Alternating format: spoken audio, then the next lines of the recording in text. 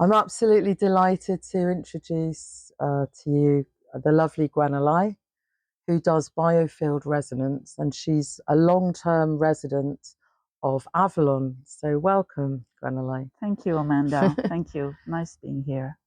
So the first question today is, what is your connection to Avalon? So my connection to Avalon actually took place after I moved here. Although I moved here because I felt very much drawn and invited, but it was very vague.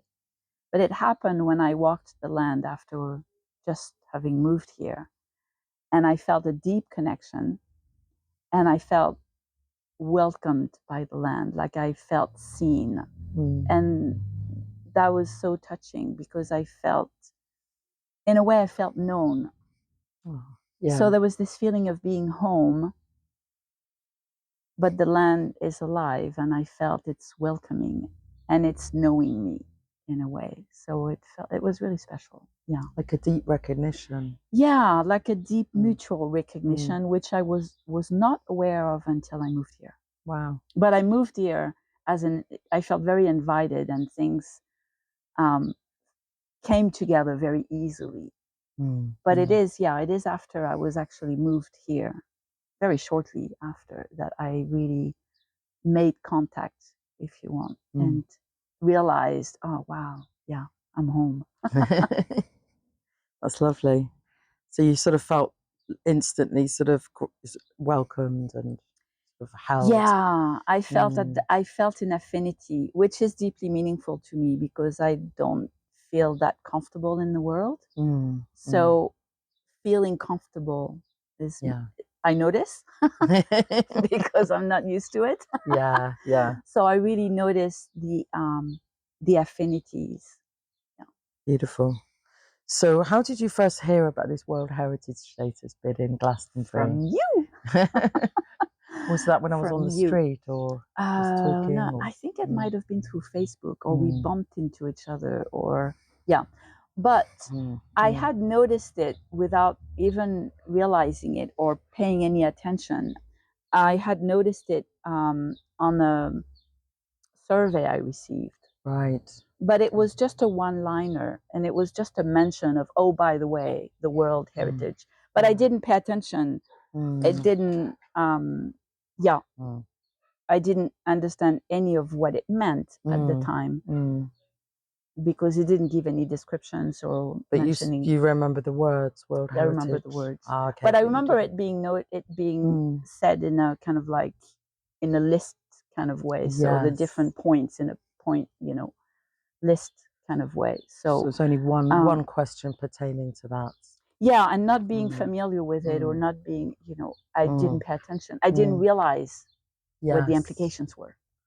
Only after we talked, and I learned through you and your group on Facebook. And did you see on the back it said vision for 2040? That one of the visions was to become World Heritage Status. I don't remember that. Well, I looked after I saw you, and then I saw that. You saw that, yeah. So, how do you think the World Heritage Status would impact on Glastonbury if we were inscribed or on Avalon? Well, from the perspective that I have, the way that I look at things, what I see with the World Heritage is I see the old ways. So first of all, due to the time we're going through, the awakening we're going through, the old is shifting, it's being transformed.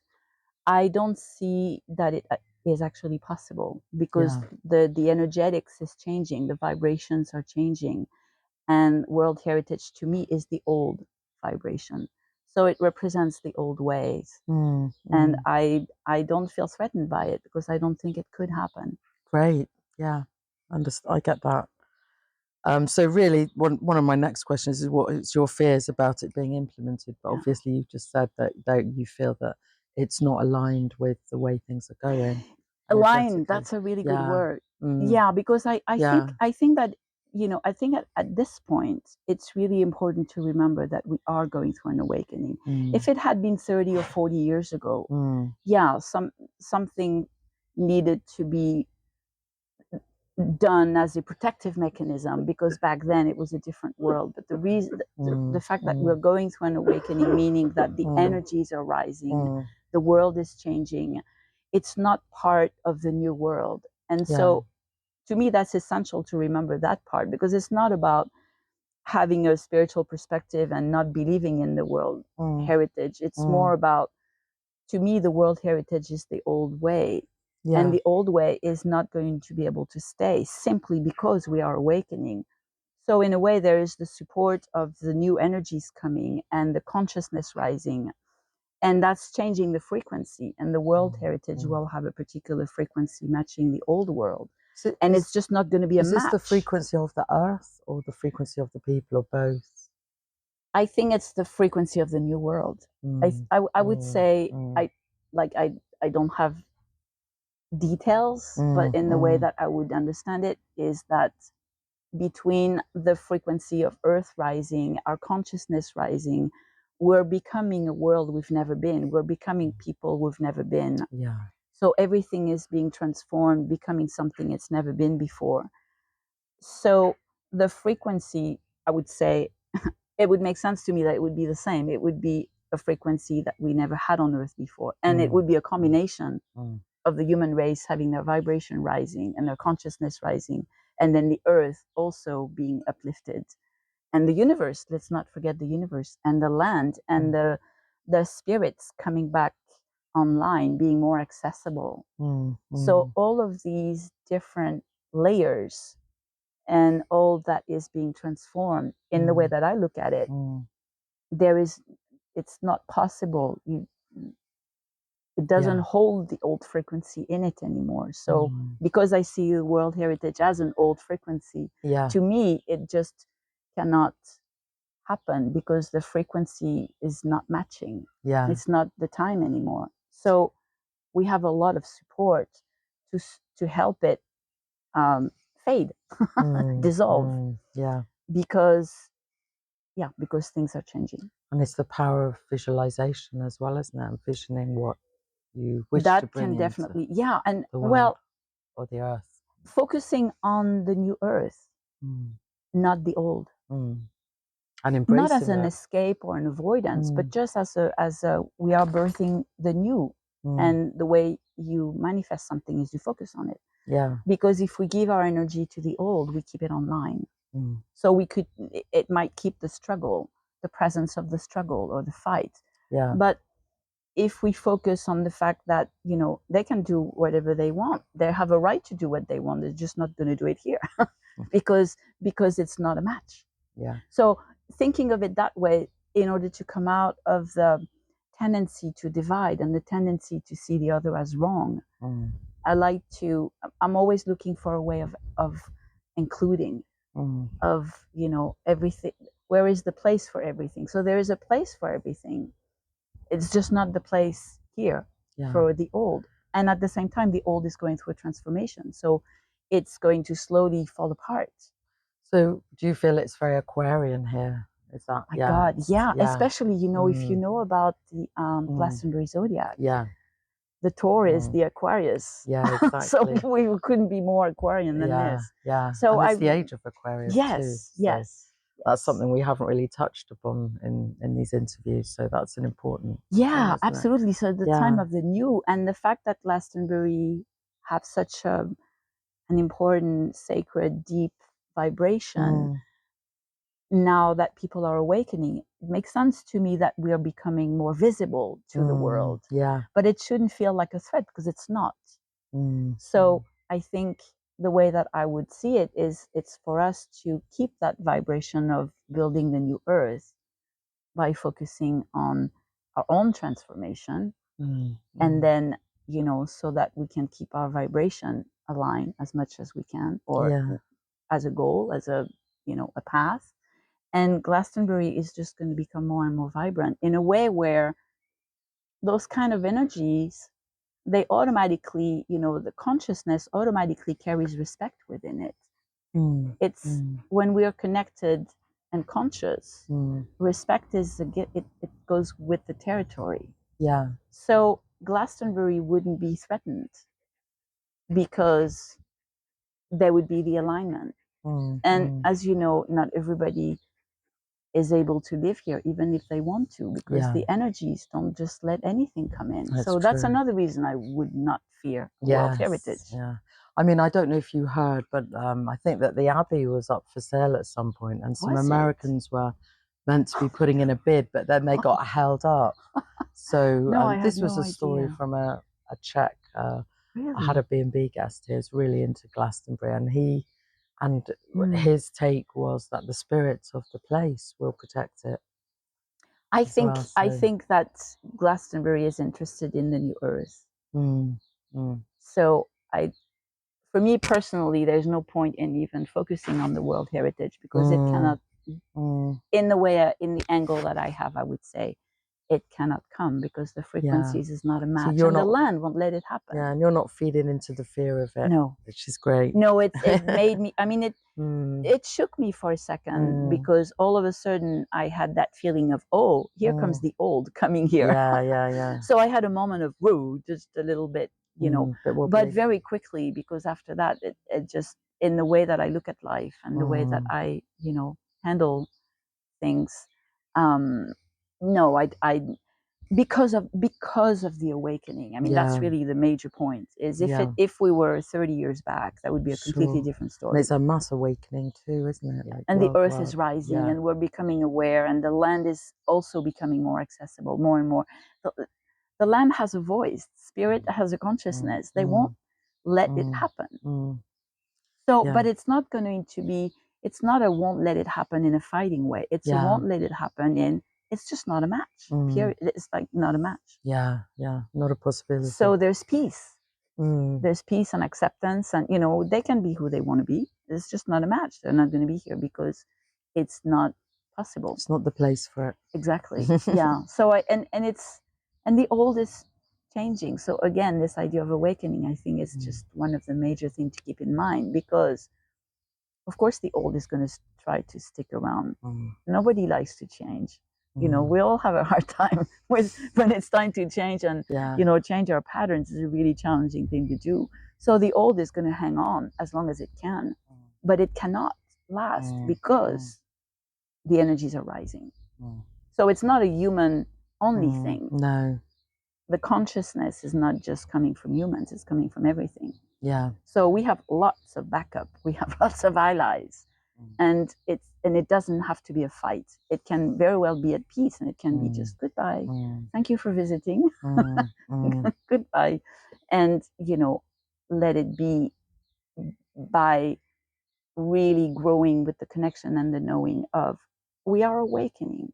Things are shifting. Let's focus on that. Let's focus on building and grounding the new earth. And the spotlight's very much on Glastonbury, I think, as a place that's leading in spiritually. Yeah, maybe we might become even.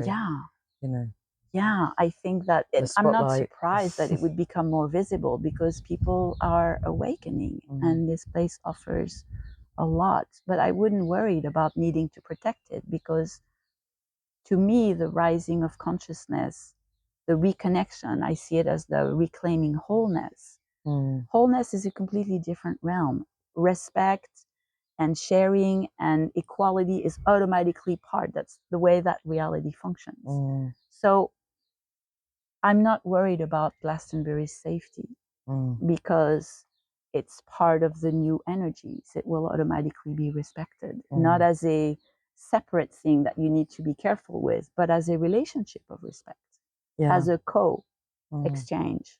That's what we're moving towards. That's how I see the new earth, is much more of a sharing and a coexistence and a respect, mutual respect. But it doesn't come from laws or rules.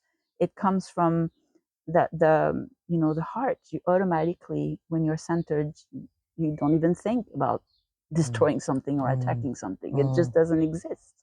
So that would be my perspective on this.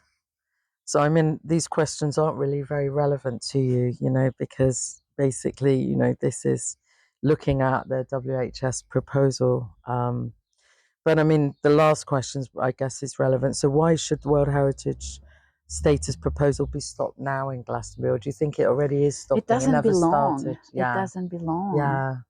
Yeah. I mean, I like to just say that everything is needed, everyone is needed, every perspective is needed. There is not, the culture has been based on one way, and the new world for me is based on many ways. Yeah.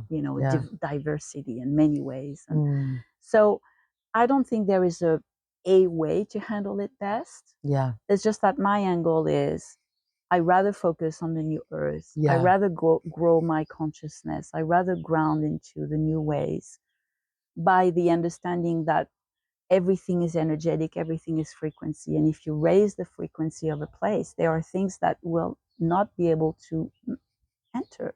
Not because there's a door, but because it doesn't and match. There's also ancient energetics here as well, isn't there? Which is being Abbey. revived and being... So there is a whole level of the awakening that includes a lot of harmony and a lot the raising of consciousness. We're all awakening, no matter how spiritually advanced we are. We all have places to awaken within ourselves. So whether you're politically minded or socially minded, it all comes down to that, really, doesn't it? Yeah, and I think at this point, because we're going towards something that's never been before, so we're all on the learning curve. And I think that at this point, the important part is to be in connection with our authenticity. So if your authenticity is to deal with the World Heritage, then that's your authenticity. I think the main part is to come from that place of authenticity as opposed to a place of fear or a place of needing to protect or defend. I think that's the old mentality. That's the old game. That's what created all the problems we have now. All the dysfunction we have now come from a place like that. So it's to, we all have different ideas, different ways of looking. We all want or are drawn to a different action. And I think that the main part is to be in touch with our authentic, with our heart. For me, it's all about focusing on the new earth, and I don't even worry about the old because it's just not part of my affinities. It's not part of my concerns. I focus on other things. But for someone else, it will be. And if it's part of their authenticity, then that's what they came here to do. Yeah. We all came here to do something. We're awakening. We're participating in an awakening. It's not just like over the weekend, you just go, oh, I know everything now. It's a process. We're awakening from an incredibly long time of being subdued. So even though it is a remembrance of what we truly deeply are with the ancients and a reconnection to the land, at the same time, we've forgotten completely. So there is a learning curve, and we're all looking for our ways. So at this time, there is no right way. We're finding our way as we go along. Yeah, we're like children in a way. Yeah. It's children like, what could work? What about if we did it that way? Or how about, So the main point for me is always, how do I come out of division? How do I see things from a place of wholeness and inclusion? So if I include the World Heritage in the way that I look at it, it means they can exist over there. Who am I to say they're wrong? In their books, they're right. Absolutely. They have a right to be right. I have a right to how I feel too. I'm just choosing not to interact with them because I'm not interested. But they can still exist within the earth. And whatever needs to happen to them is what is going to need to happen to them. I'm choosing to focus on something else. So that's kind of the way I found to be able to include. It's not, I don't need them to become like me. I certainly don't want to become like them. So how can we coexist? Well, I like the understanding of rising consciousness, shifting frequencies, and the fact that when frequencies don't meet, they cannot coexist. Well, perfect. Then I'll raise the frequency, and and then they can be doing what they want to do. Yeah. So that kind of, that's in a very simplistic way, kind of the way that I include allowing. We need to allow everyone to exist, and at the same time knowing that we are going through an awakening. So there are things that do exist now, but they are in the process of deep transformation. But in the meantime, it's their perspective. They think they're doing good. And you feel like this is all part of that process, the transformation.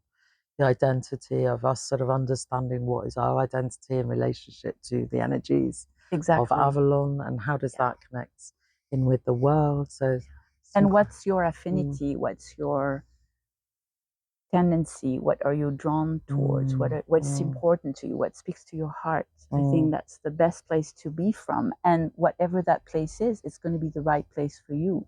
So from that place, to me, there's no right way of handling this. For me, it's about coming out of division, but that's my angle, and that's what I work on. Yeah, division is the old way, and then unity is the new way. Yes, unity by accepting everybody's difference. Yeah. So harmony, you don't have harmony if you don't have different notes. Of course. You cannot make a song if you have only one note. Sure. So, but each note needs to be authentically themselves, and I think that's part of our becoming. There's space for everything. Yes. And because we are awakening, the things that are most disturbing are being transformed right now, and that's what I work on keeping in mind for myself, to stay out of the fear. I don't think we need to. There's a way to diffuse fear and live without it, because we are awakening. That's really the reason. Yeah. So thank you so much. My take on it. Really enjoyed listening to you. You're welcome, Amanda. Thank you. Thank you. Thank you for this opportunity to express my point of view. Thank you.